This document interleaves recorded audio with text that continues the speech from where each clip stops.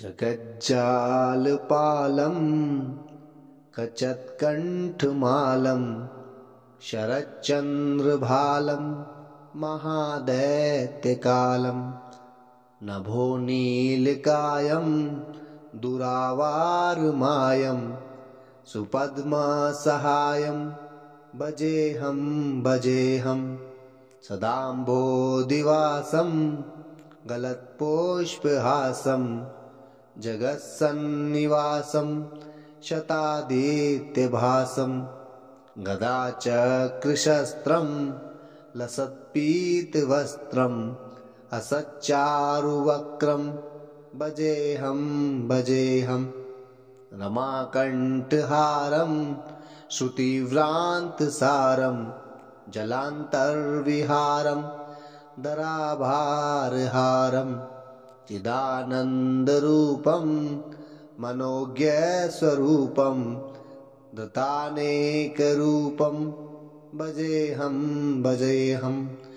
जराजन्महीनं परानन्दपीनं समाधानलीनं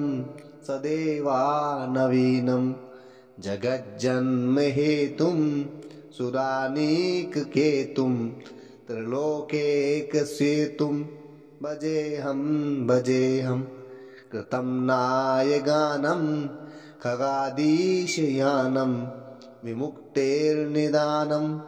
अरारातिमानं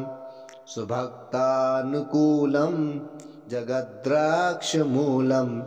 निरस्तार्थशूलं भजेऽहं समस्तामरेशं दुरेफावकेशं जगद्बिम्बलेशं हृदाकाशदेशं सदा दिव्यदेहं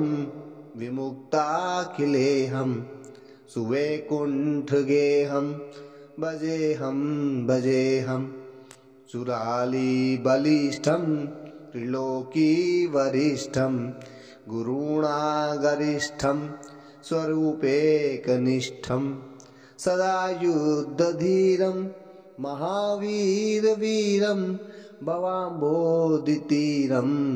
भजेऽहं रमावामभागं तलानाग्ननागं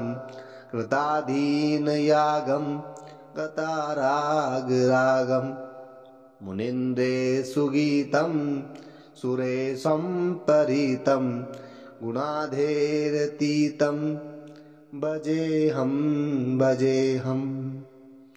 इदं यस्तु नित्यं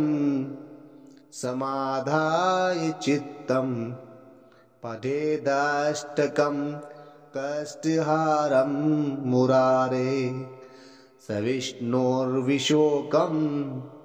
ध्रुवं याति लोकं जराजन्मशोकं पुनर्विन्दते नो। इति श्री परमहंस स्वामी ब्रह्मानंद विरचितं